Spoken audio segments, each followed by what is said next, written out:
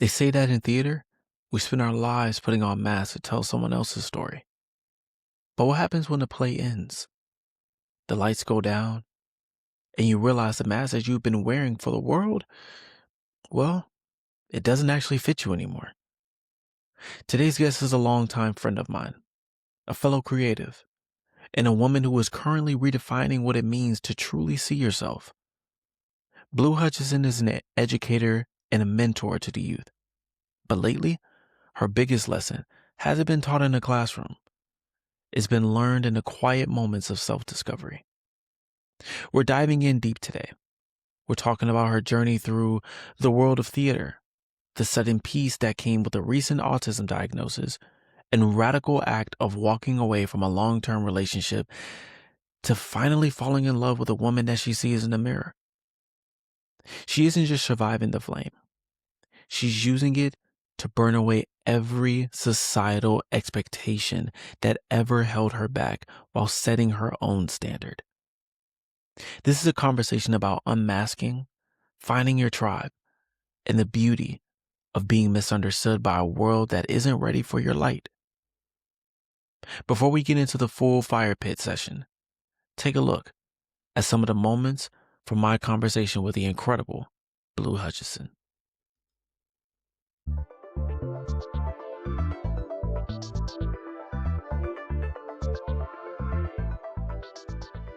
I wish people would just step away from the phone for a second and just realize that like you are perfectly fine just the way that you are. You don't need all this, like for anybody that does it, more power to you. You know what I'm saying? But you don't need all of these other additional assets to be beautiful. You're beautiful exactly the way that you are. You don't need to have all A's in order to be smart. You're intelligent just the way that you are. You don't need to have a family that comes from long lines of wealth in order to be rich. To have a family, point blank, period, you're rich, you're wealthy, because that's it. Those moments that you build with them, those moments that you build with people that love you and care for you, that's true wealth right there. And you're not gonna find that in money. It's just such a good vibe. Like that's the energy that I would like to have as I get older, and that's what I want to find. So that's why I made my motto this year that like life is too short. I feel like that's what's been holding me back. Like I just have to put myself out there to get more knowledge, to get more experience, because that's what my mom did. She put herself out there. She did all these things, and that's how you learn, that's how you grow, that's how you become someone who can inspire other people. I think a lot of people would be surprised at just how like that lesson in itself, man, this is a world that really honestly truly believes that everything they see on the internet is real. Yeah. Instagram is real. TikTok is real. All this stuff is real. And it's like, bro, it's not.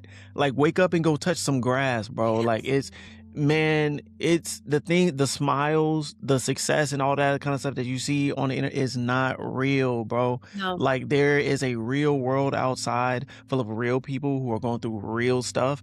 And certain people who are living real happiness, and it doesn't have anything to do with the things that we see mindlessly as we scroll through social media or whatever. And that's why, like, social media can be a great thing, but at the same time, I hate the false image of happiness or the false image of pretty, or the false image of intelligence or whatever. Like, you don't need a huge following of people in order to be loved or to matter. To have that be like a big beacon or like inspiration.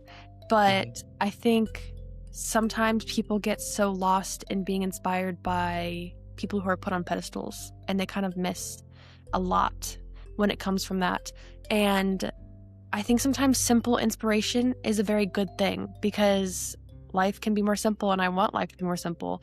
That's how you enjoy it. I feel like people get so caught up in, I'm going to work till I die, and I'm going to do this, and like life just feels so depressing. And having educators that truly do believe in their students and pour into them and want to see them succeed and want to see them like truly become everything that they want to become, and not be the educator or the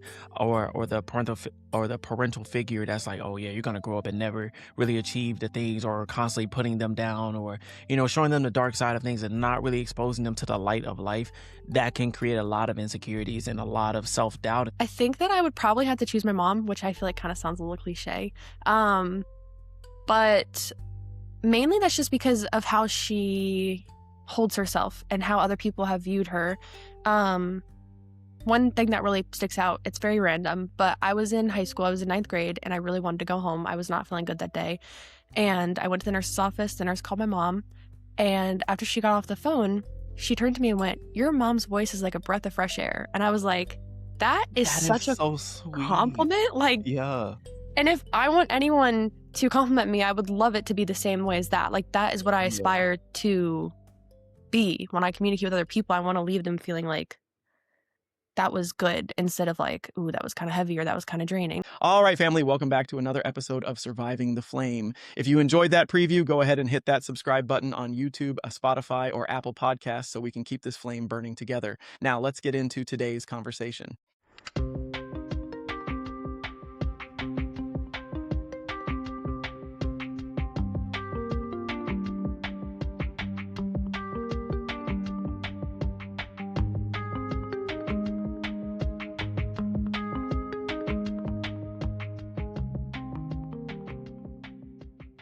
Welcome back to another episode of Surviving the Flame, where we have lit conversations with ordinary people doing extraordinary things. I'm your host, Taveion Mickens, and today's guest is someone who is very, very special to me.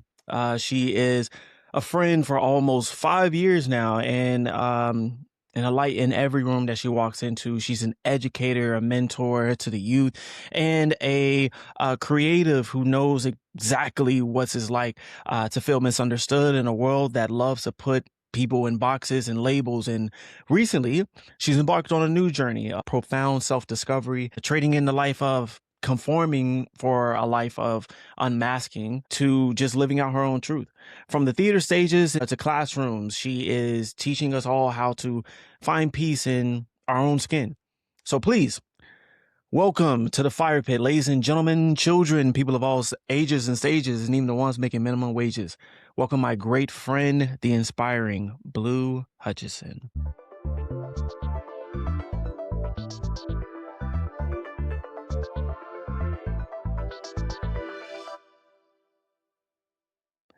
How are you doing today, love? I'm doing well. That was a good introduction. Thank you. I try a little bit of here, a little bit of there, you know what I'm saying? But go ahead, put your city on the map, man. Where are you from? Lynchburg, Virginia. Not my favorite place to be from, so. Gotcha. Why so? Why you say that? I think when people ask where you're from, you want to be like proud of it, I guess. Understood. Yeah.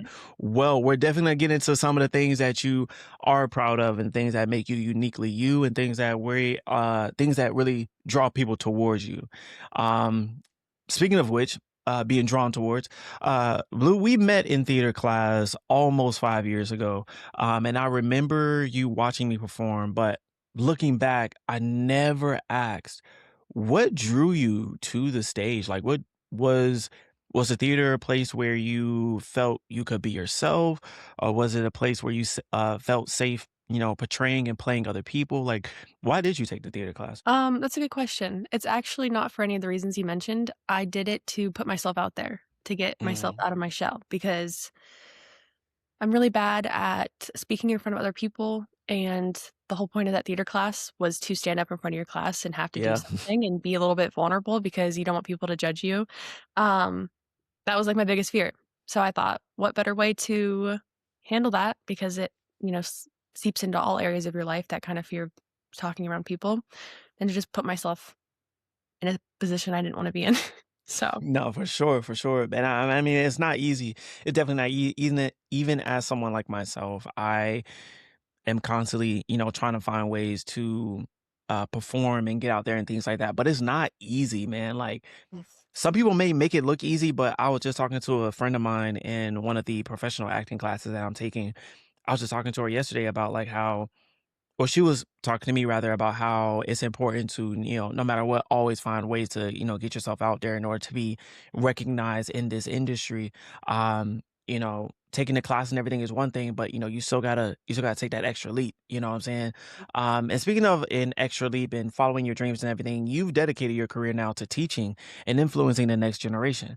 What is one thing that you see in your students today that makes you say, I need to make sure they know they are not lost? Gosh. I mean, it's kind of hard just because I have such a young age group, but even at 3 years old, I do see a lot of insecurity in kids.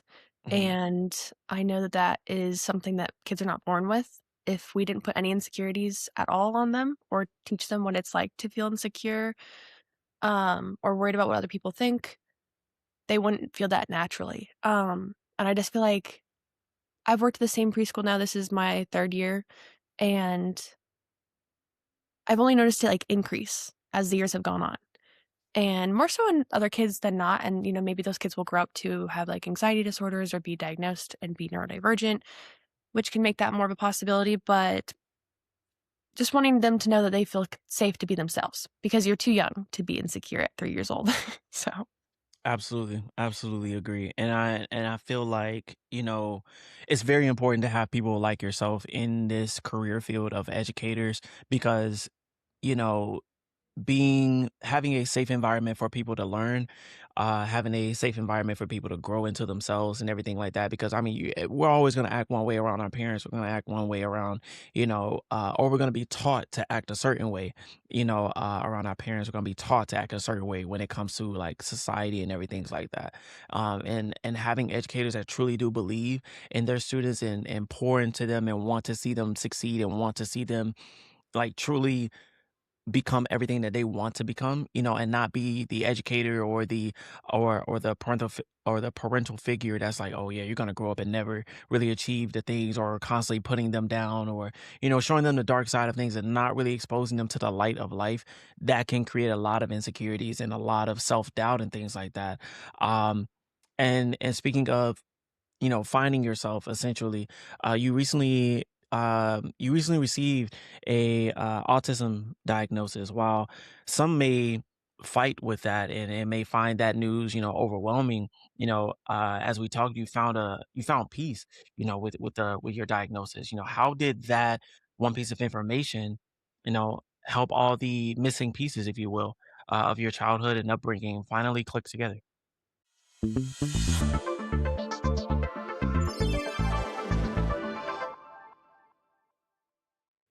I mean, that's a big question.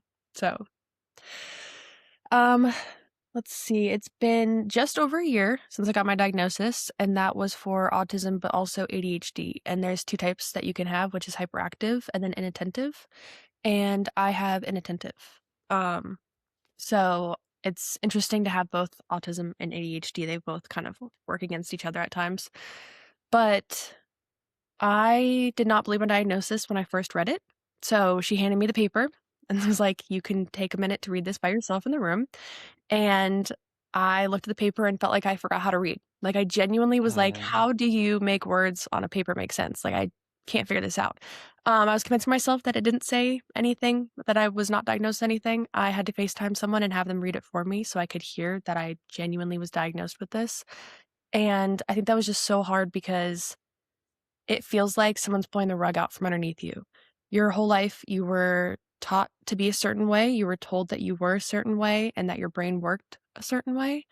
And even though I worked for the diagnosis and I put a big legal size piece of paper, I wrote in tiny handwriting every reason why I thought I was autistic. And I still was worried I wasn't autistic. And I'm like, I feel like that's a good enough sign in itself. But it just is like kind of hard to think that you went so long not realizing that your brain worked differently from others and that you could have avoided traumatic experiences or discomfort or a lot of like pain in social areas, but also just with like my family and like every interaction. It makes you rethink everything in your life, which can be kind of difficult. But mm, after having a year to have that settle in and see where it applies in my life, I've also found a lot of peace because um a huge chunk of like what I feel depression-wise, because I struggle with depression, a bigger chunk than I thought was situational, and it was because I just didn't know I was autistic. And I think that's just a very interesting thing to see a lot of my depression I didn't think was gonna get better, all because someone finally told me the words I needed to hear, that I'm autistic. So, I don't know if that explains very well, but Absolutely, absolutely. Um, I also want to know, you talk about, like, it all really, like, making sense to you. mhm. How has that diagnosis changed the way that you view your big heart? Do you see your empathy and your love for people differently now, or? It definitely makes a lot more sense. It's common for autistic people, but especially autistic women, to feel more empathy, and I think the stereotype is that usually men are diagnosed, and then it's stereotypical for men to feel less empathy if they're autistic, and then that Mhm. also makes it harder for women to get diagnosed because that's all people know. But if anything, I feel a lot more empathy, and I always felt very weird about it because it comes across in all forms. So I feel that for humans, animals, bugs. Like you feel really bad killing bugs, like stuffed animals, things that aren't even like alive. And it feels so weird to feel so much. But having an answer about where it comes from makes it like more manageable, if that makes sense. Um, Mhm. and it makes more sense with how I love people because I think it's also like the ADHD and stuff, but I get hyped up in a different way than I feel like I've seen other people when they love other people.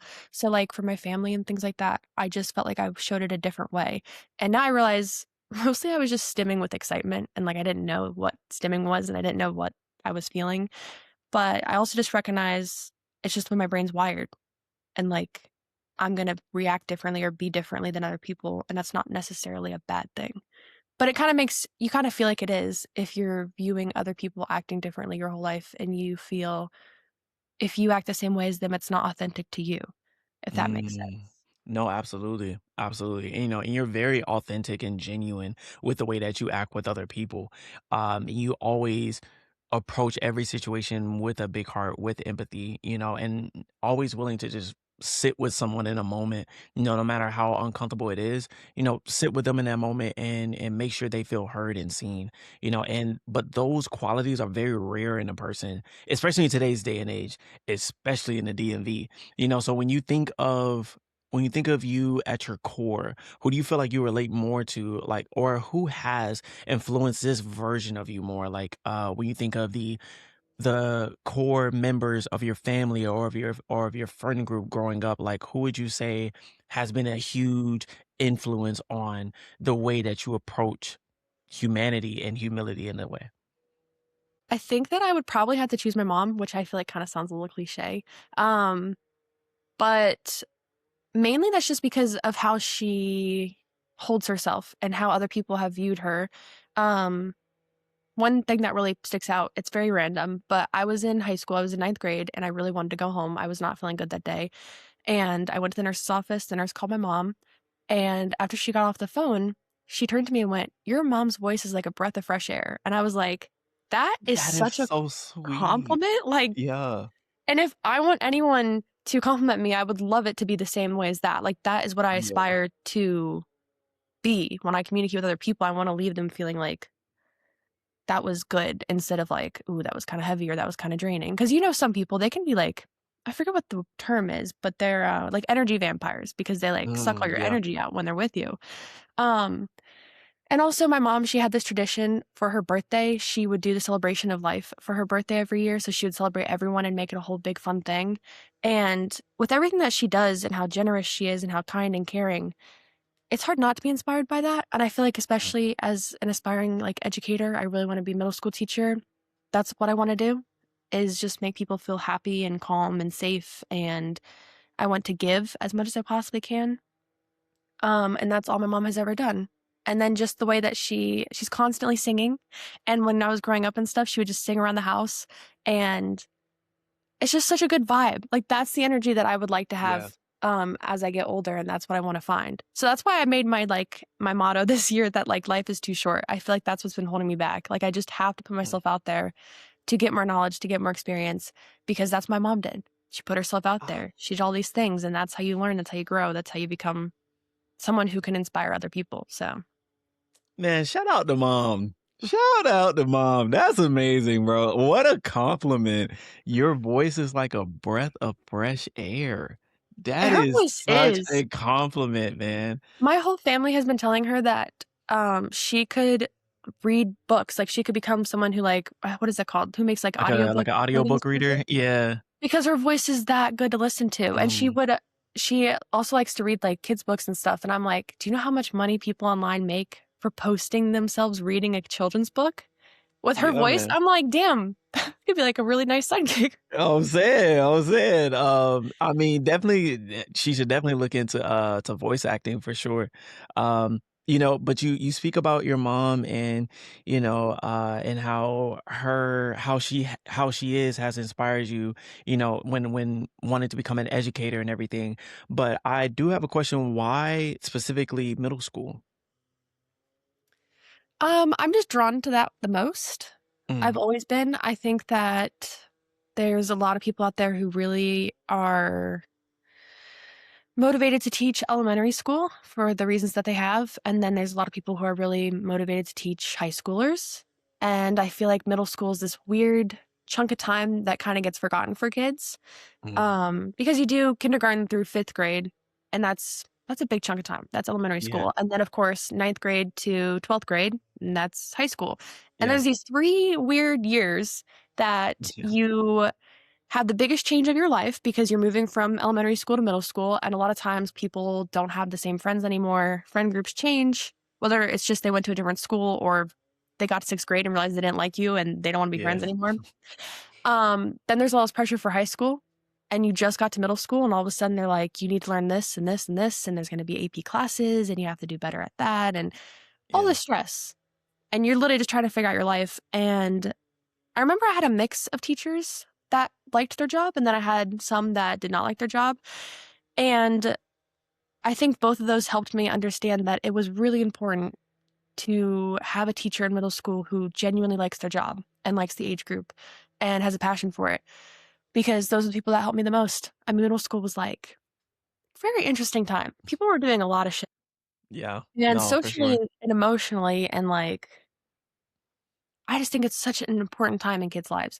And there's just not that much support. There's all this pressure to be older, but then at the same time, they're saying you're a kid and you have to do Yep. this, and you have to follow the rules. And it's just such a weird mix. I feel like it's I don't really know how to describe it. It's just very important to me. And then of course it helped that I did an internship in high school and I got to work with a 7th grade class. So I got to have the actual experience because I know people say they want to do a certain age group, they get there and they're kind of like, "Ooh, not like Yeah, this." this is it. Yeah, this isn't it. Yeah. But I definitely think, just working I feel like I've worked the 2 extremes. I've done the 7th grade class, and now I'm working with children that are 2, 3, 4 years old. I just like the energy, you know what I mean? Middle schoolers are very independent, but at the same time, they still need a lot of guidance, and they Right. need to know that, like, their whole world's not gonna fall apart if they're not prepared to take an AP class when they are in 9th grade. You know what I mean? Yeah. And Absolutely. that it's okay that friend groups change. I feel like everything feels so serious when you're that age. You can't see the Yeah, bigger it picture. is. It's so Yeah, heightened and like it's so heightened and everything can feel like it's either this or nothing. And it's just like, yeah, yeah. it could be very overwhelming at that stage of life. Mhm. And speaking of like navigating through chaos in a way, in a world that often treats neurodiversity as a challenge, how are you using your platform to show that it's actually a different kind of strength? Like when it comes to, how you're navigating through life and everything. Um, I don't know. I feel like that's kind of a hard question. I mean, I guess there are a lot of strengths, but there's a lot that it, like, makes more difficult. Um, I've been learning how to unmask, definitely, and I feel like I've become a better person because of that. Masking can be very tiring and hard and leads to burnout faster, and just being myself has been really fun. But then there's a time and place, so I can't always be myself in certain situations. I have to mask at work, and that's kind of exhausting sometimes, because no one at work knows. Um, but I think the biggest thing is that it helps me understand kids who haven't been diagnosed yet. So, not that I can diagnose children, but you Like you see definitely certain notice. habits. Yes, Mm. you can kinda tell. Um, you can kinda tell for some of them. And it's disappointing because I'm only an assistant for my morning preschool class, and my lead definitely doesn't notice the things that I notice because that's just where we are with educators being educated on neurodivergency. But I myself can see it, and I understand when I see, like, one of my kids stimming and they're overwhelmed, and this year I actually do have a kid, and I'm pretty sure she might be diagnosed later in life with autism.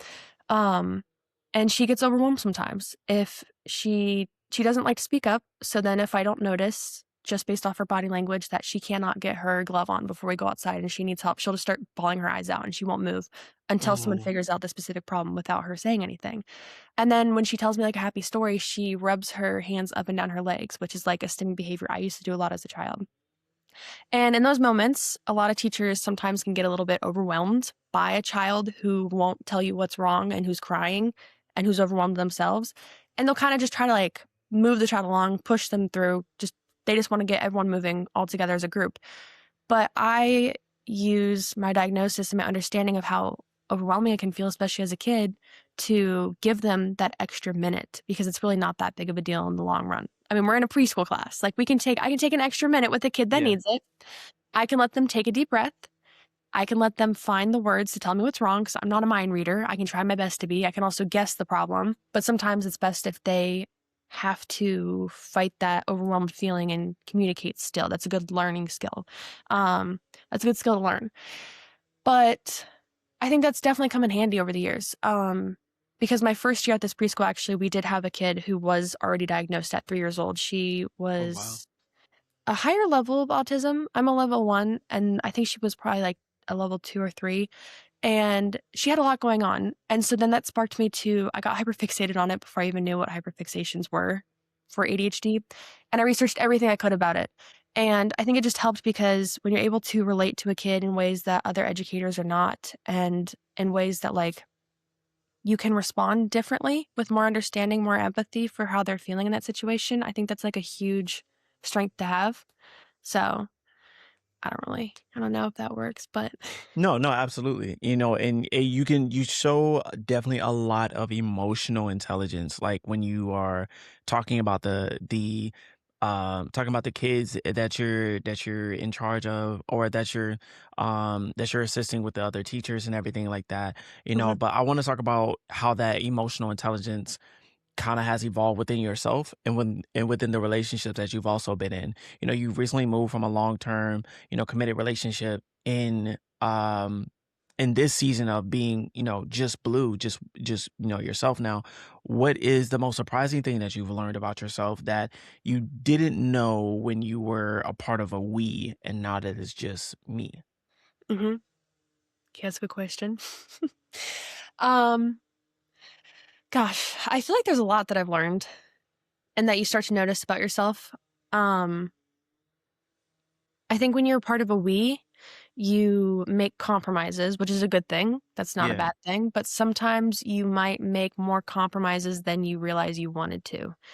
Mm. And I think after my relationship ended, I had realized there was a lot of compromises that I didn't realize I was making that I wasn't really happy with.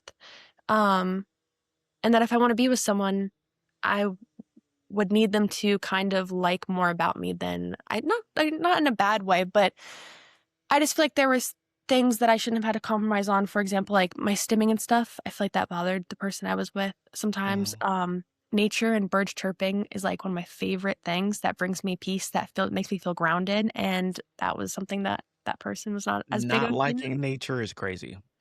That's I wild. feel like they liked nature, but like not enough, like, to, Mm. like, be I got you. motivated to, like, be a part of it as much as I wanted to. Mm. And just hating the sound of birds chirping, I'm like, "How are you That's supposed to go crazy. out in the springtime then?" Like, I was that's about to say that's spring, right? Like, really, yeah. so it's just, like, simple things like that, that then I started recognizing I learned a lot in that relationship, so I'm not saying anything bad, but I'm now learning a lot about myself, and I don't think I could have learned it without the experience of the relationship. Because I'm now seeing parts of myself that I wouldn't wanna hide in a new relationship. Parts of myself that I shouldn't have to hide, and I can fight for that. Um, just learning more about myself as a single person. I mean, there's a lot to explore with that. but I don't really know. Kind of losing my train of thought. No, I can help you a little bit if you would like, to Mhm. just to start this a little bit. You've you talked about like really not conforming to Mhm. society's image and really being comfortable within yourself.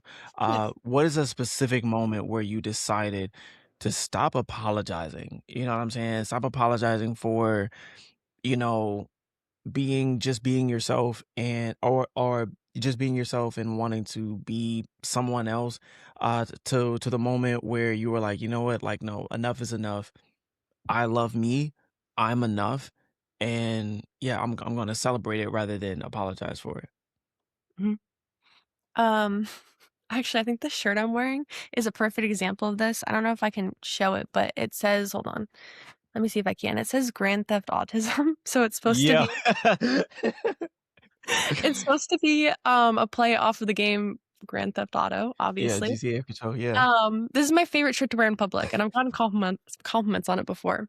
But I think it's just such a funny way to be myself because I'm like, Mhm. it's not a bad thing to be autistic. If people don't like that, I don't really care. For sure. Um, and I kind of have to have that mindset because there are so many people in this world who care too much if you're autistic and they think it's a bad thing or they think that you somehow drank some weird water as a kid and that gave you autism. It's not how that works. Yeah, Not yeah. how that works. Right, right. Um, but I think it's just also more fun. I think that's what I'm realizing, to just be myself and to be unapologetically me, which sounds kind of cringy, but Not at unfortunately, all. way to Not at explain. all. I think a lot of people would be surprised at just how like that lesson in itself, man, this is a world that really honestly truly believes that everything they see on the internet is real. Yeah. Instagram is real. TikTok is real. All this stuff is real. And it's like, bro, it's not. Like, wake up and go touch some grass, bro. Like, man, it's the smiles, the success, and all that kind of stuff that you see on the internet is not real, bro. No. Like, there is a real world outside full of real people who are going through real stuff. And certain people who are living real happiness, and it doesn't have anything to do with the things that we see mindlessly as we scroll through social media or whatever. And that's why, like, you know, social media can be a great thing, but at the same time, I hate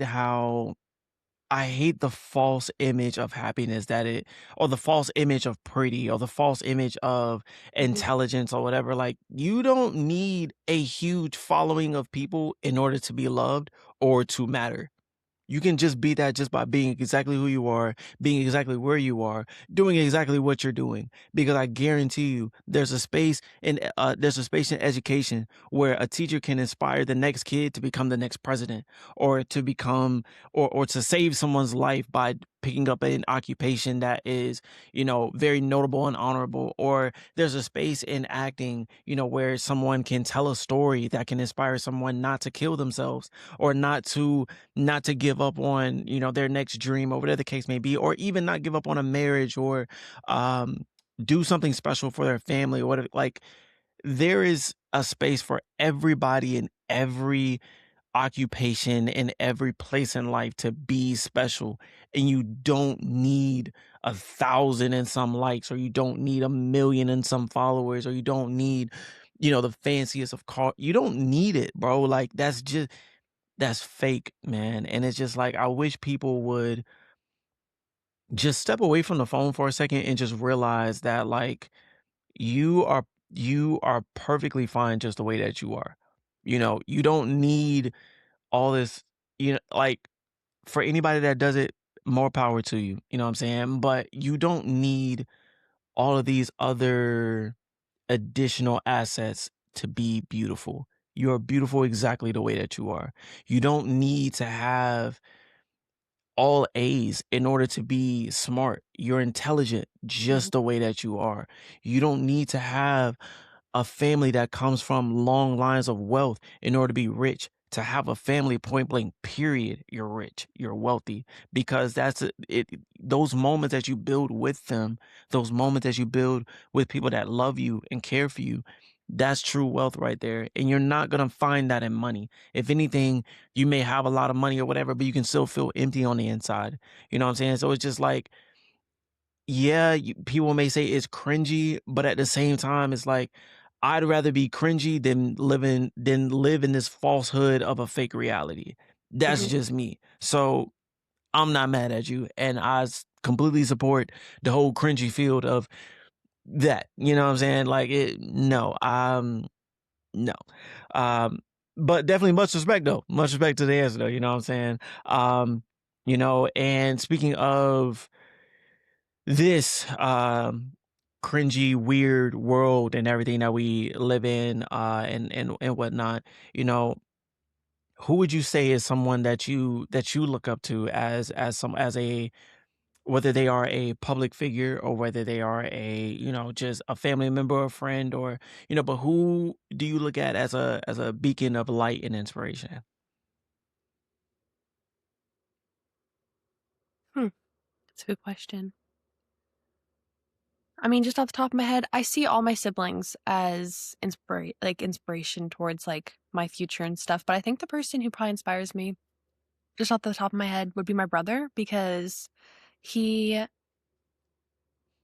just did so much throughout his life, and he's finally in a space now, like, he graduated, he's a lawyer, and he is living with his long-term girlfriend, and he has had, like, hard times, obviously, but he is just so chill.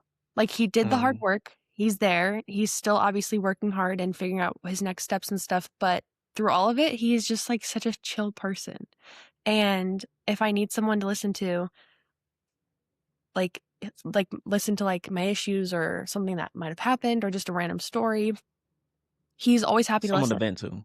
Yeah, even Hmm. if it's, like, a good story, though, and then he always Yeah. has something to, like, say back, and he makes it a point to, also call me, like, when he's going on a walk, he realized we haven't talked in a while, he'll give me a call and stuff like that, and it's so simple, it seems very simple to have that be, like, a big beacon or, like, inspiration, Hmm. but I think sometimes people get so lost in being inspired by people who are put on pedestals, and they kind of miss a lot when it comes from that, and I think sometimes simple inspiration is a very good thing because life can be more simple, and I want life to be more simple. That's how you enjoy it. I feel like people get so caught up in, I'm gonna work till I die, and I'm gonna do this, and like life just feels so depressing. And yes, a lot of us do have to have a job, and we're gonna work for a ton of time, but still, Yeah. I think we also forget that, like, as you're doing that, you can still enjoy your life. Because my Yep. brother did the hard work, and he's been through a lot of stress, and he is obviously gonna deal with more stress in the future, and he's probably dealing with stress now. But through all of that, he will still just go play disc golf, or he'll just go on Mm. a walk and take a picture of the sunset and just, like, show how pretty it is in our family group chat, and that's just so simple. Like, Yeah. that is just what life is Simple supposed to be about happiness. sometimes. So I think he's very good at grounding himself, and staying on this earth, and I think a lot of people get too hyped up on life, and they kind of forget that you can just go sit outside, just like you said, touch some grass, You go touch and some remember that, grass. like, it's really not that serious, like, we are, like, Yeah. this big in, like, a massive galaxy, and, like, it's just not that serious sometimes. Yeah. No, that's So facts. That's true. That's very, very true. Um, now we're going over that, man. I think it's also very important just to state that you it's very important to live the life that you want to live and mhm, not be so caught up in trying to live a life that's not meant for you to live. Like I feel so bad for anyone who's pursuing a college degree for something they have no interest in. mhm, You are getting a degree in business just because it's going to get you quickly to the rat race to work the finest 9 to 5 job and you're not even happy. Like, I feel so bad for anyone who feels as though they need to pursue a life in normacy rather than pursuing the life that you are truly meant to live. Like, doing and finding that something that's within you that makes you get up in the morning and just be like, man, I can't wait to do XYZ ABC. Or even if you don't get to live that job, you know, in your 20s, but you can live it in your 30s, but there's stuff that you can do in your 20s to be able to do it in your 30s, like even stuff like that, you know, like, but I don't know, like I just I really hope and pray that one day everyone gets to experience what what makes their heart beat. You know what I'm saying? Like what really keeps them up at night and just like, man, I cannot wait until I achieve X, or I cannot wait until, you know, I'm able to do Y, or whatever the case may be. Because like, you know, like, let's be for real. Work is gonna be work. You know what I'm saying? It's gonna be you're gonna have some good days, you're gonna have some bad days. But to be in a field where you truly find purpose, whether it be as an educator, as a scientist, as a doctor, as a lawyer, as a construction worker, as a veterinarian, as a chef, you know, as a caregiver, whatever the case may be, once you're able to find that thing that you truly love and that truly brings you happiness and peace, oh man, nothing can beat it. Nothing can beat it, man. And I really hope and pray everyone gets to have that moment where they do it, and it may even be for free just one time, but they do it or they're exposed to it and they just get that spark that's like, I want more of that. You know what I'm saying? Uh-huh. We're going to go ahead and make a transition now to questions from the fire pit. So this is a segment of our podcast where we ask a couple of rapid back and forth, back-to-back questions that we feel like will best, you know, suit the person who we're interviewing. All I ask is that you answer them as fast as possible. You can add a Y in there afterwards if you would like to, but ultimately, answer them as quick as you can. All right, you ready? Mhm.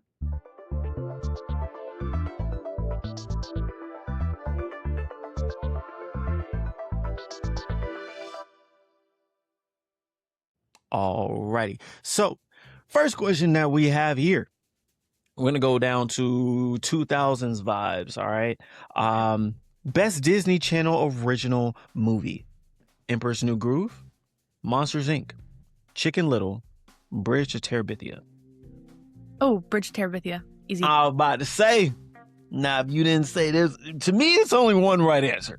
Only one right Bridge answer. to Terabithia, oh, I cried to this day, bro. Like, and I don't know why. Like, I hope I'm not the only one that when I watch this movie, I'm like, she's gonna come back, and it doesn't, and she doesn't come back, and I feel that way every time I watch it. So, oh God, I cry every. It's such a good movie. Like, I don't think that's the first movie that's ever made me cry, but that's the first movie that's ever made me like so emotional, like just like there's no reason why that should have been a Disney movie, you know, like No, maybe was somebody else, but movie.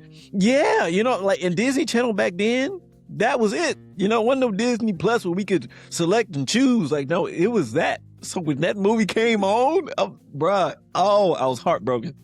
All right, anyway, moving on. Which movie character today or from the past do you feel like you resonate with most? Oh gosh, that's a hard question. I don't know. It if I is a can hard answer question, that. especially to answer very quickly. Yes. Yeah. I can think Yeah. of one on the spot. Sorry about that. Multiple Hey, choice. we're here. Multiple You have choice. one though. Do I have one? Of course. Of course Wild I Animal have one. Feature? Okay. Mine would be you know, that character from that movie. That's a great answer. That did that thing, you know. Yeah, and made those, you know, yeah. Actually, you know, now I think about it, there is a movie with Kevin Hart and The Rock in it, and it's like they're working for the CIA or something like that. Dang, I forgot the name of that movie. But I really resonate with Kevin Hart's character because he's the guy that peaked in high school and is now living like a 9-to-5 job or whatever. And I'm not saying that that's me, but like one thing that I resonate with that character is the fact that, like, as the movie goes on, you know, he realizes that there is more to life. There is more to experiencing, and there is more, like, there is so much that he could have done, and then he starts to do it. Um, and the reason why I resonate with that is because, like, I constantly live in a state of I can always do better. Like, it doesn't matter how many interviews I do, it doesn't matter how many plays that I'm in, how many auditions that I do, or, you know, what I get casted in or whatever. I always feel like there's still more that I can do. And I'm just obsessed with wanting to see the best version of myself. So, like, I feel like that character is where my mind stays, because I feel like once I graduated, my mind moved differently in the sense of, like, okay, like, I don't I feel like ever since I graduated, looking at my class and seeing everybody that I was, you know, around, and everybody that I was, you know, walking across stage with and everything, it was like, okay, you know, we're all the same now. Mhm. We're all graduates. Period. Some are gonna go to college, some are not. But in this very moment, we're all the same. And I never got comfortable with that ever since. I always wanted to do and be different, you know, like, that's why I joined the Marine Corps. Okay, once I joined the Marine Corps, I was like, all right, cool. But once again, I'm at my boot camp graduation, and I'm like, we're all the same.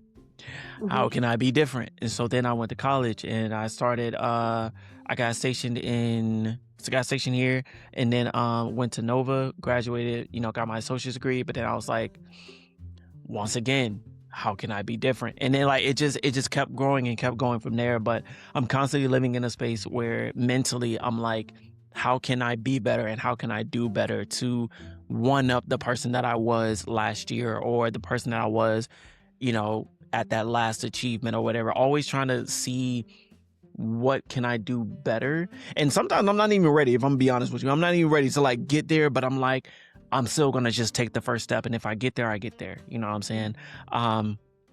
But do you have a character though, or no? I do. I don't know Oh, if you've bet. seen this What's movie, up? though. Have you ever seen Fantastic Mr. Fox? Oh my God. Yeah. Okay.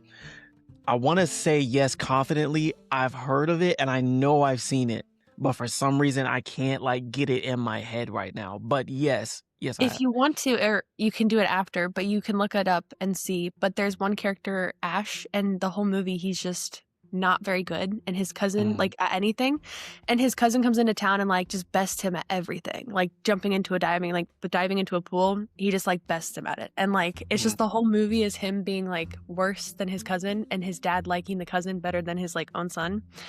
But they do this funny thing in the movie where the mom will talk to Ash about it, and she'll be like, you're just different. And then she does this weird, like, hand thing in front of her face. And I always just really liked that because, you know, I've always obviously felt very different. And so I always just Yeah. resonated with his character, because I'm like, he wasn't really actually all that bad at everything. It was just the things that felt like he was supposed to be good at, like he felt like he needed to be good at. But in other ways, he was good at stuff. But that's such a good movie. And I think a recommendation for you is to watch more Wes Anderson movies, because he does more than just stop, what's that called? The stop motion or whatever, where they do, like, the little, like, animation or whatever.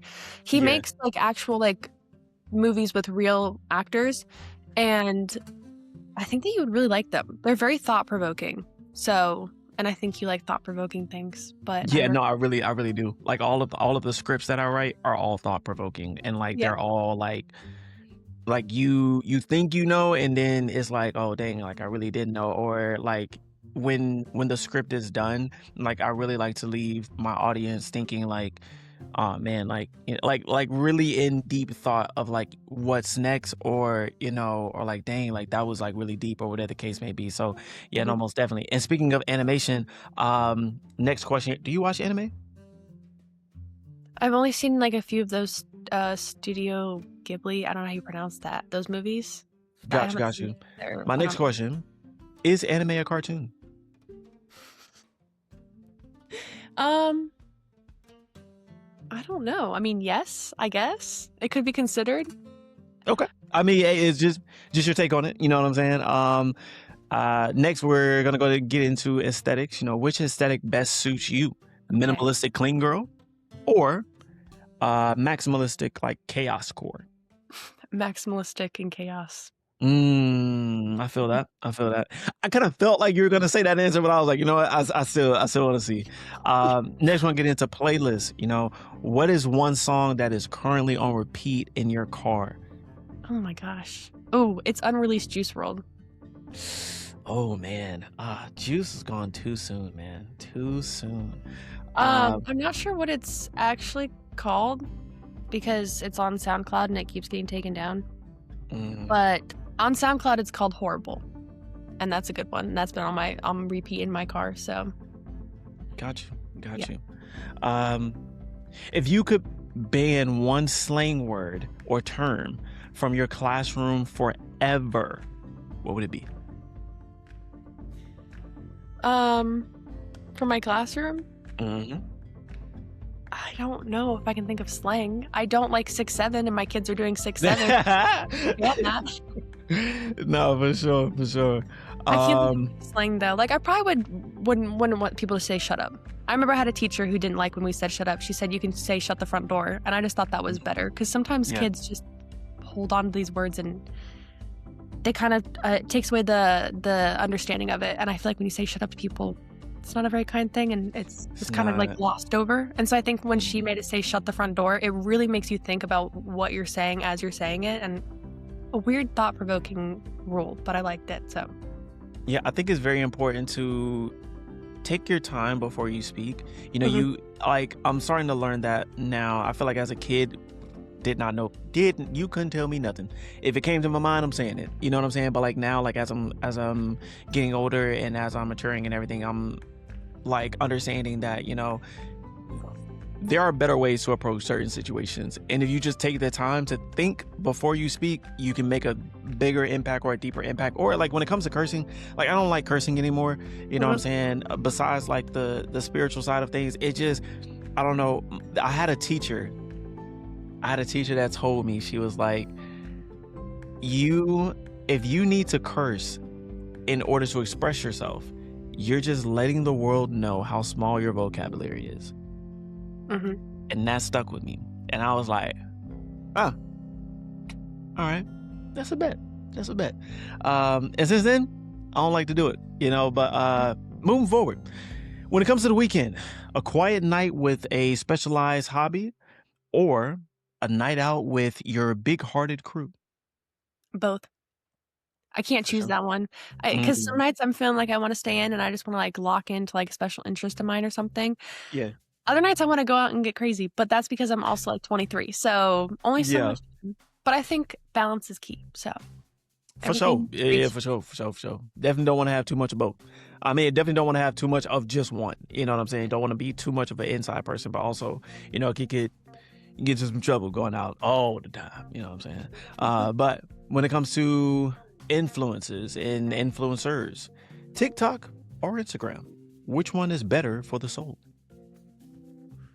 I can't say that either are good for the soul. I don't think either are good.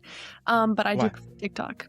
I think that I know that's so ridiculous to say. Yeah, Right yeah. after what I just said, I am very against social media. Unfortunately, of course, I am a part of social media. I mean, how are you not in 2026? Come on now. But I do prefer TikTok, just the way it flows and stuff. It's easier to, I think, when they definitely push content. If you watch some certain content, they'll push it. If you see a depressing video and you watch it, they'll push depressing content. And I think that I found that it's much easier to switch that up faster on TikTok than Instagram. I feel like Instagram people just go down rabbit holes of so much sometimes. Oh, Yeah. I'm sorry. I keep No, you're good. You're good. It's totally fine. It's totally fine. but yeah.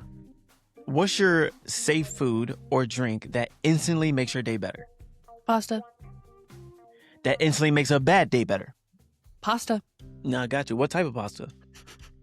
Either Kraft mac and cheese, which is so basic Yo, and for real? autistic thing, or regular pasta with butter and maybe like a little bit of Parmesan. But that's the My thing daughter that I loves think that. I've eaten the most in my life. Like my family has actually joked that I need to just get a homemade pasta maker because I eat so much fucking pasta. So I don't know. What to say. You But I can't need to go wrong with pasta though, man. Pasta You is really so can't. good. It really is, man. It really It's so is. easy too. So Yes. Oh my gosh. Okay, so when it comes to growth, What's one word to describe your 18-year-old self versus the one word for your 23-year-old self? I think for 18, I don't know if this is one word or if it's a word, but like self-restricted. I think I was like restricting myself in terms of opportunity to grow. And for being 23 now, I think, gosh, what would a good word be? Just open. Mhm. I'm just open to all types of growth, and I'm recognizing that it can come in so many different forms. So just being more open to that. Um, Not being so literal, which is a thing I struggle with because I'm autistic, but Oh my gosh, man. Man, I think it was in class, bro. And like, if it's one thing we both struggled with so badly, is being able to tell when other people being sarcastic. yes. Oh my God, I took everything serious. They'll be like, no, I was just joking. I don't I know, also laugh do that. afterwards or something. How am I supposed to know it's a joke? Like, I yeah. also do that though because I will be talking to you just like this, and then I'll be Mhm. very sarcastic, and sometimes I don't realize, but my voice does not change. It doesn't, oh my, I it don't doesn't realize change. And it. That's that why when gets I talk me. to other autistic people, it is like heaven on earth because I'm like, they get it. They get me. Like we're going with Yeah. the punches here and I don't have to do anything. Yeah. All right. So last question here, man. As you know, this is surviving the flame. So Mhm. what is the most beautiful thing you found in the middle of the fire?